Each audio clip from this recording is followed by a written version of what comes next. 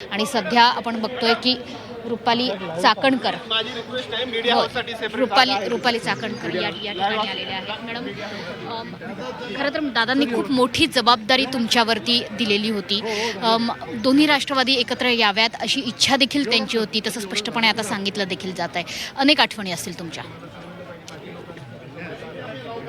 दादांनी खरं आम्हाला महिला म्हणून खूप ठिकाणी आमच्या संघटनेला आम्हाला सगळ्या महिला भगिनींना खूप चांगली संधी दिली.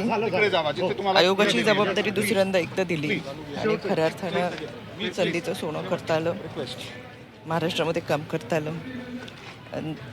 परखडपणा हा दादांचा होता, रोखठोकपणा होता, पण आमच्या सगळ्या लाडक्या बहिणींचे लाडके दादा. आज दादांशिवाय हा महाराष्ट्र हा विचारच होऊ शकत नाही आहे. ठीक आहे, ज्या जबाबदारी दिल्यात त्या आम्ही उत्तमरित्या सांभाळण्याचा प्रयत्न करू. दादांचं आजही लक्ष असेल आपल्या प्रत्येक कार्यकर्त्याकडे, जसं त्यांचं नेहमी असायचं.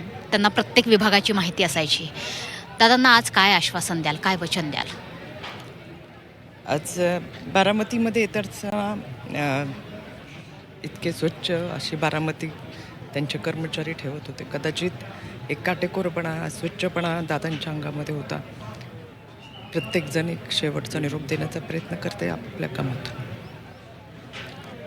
दादांची जी स्वप्न आहेत,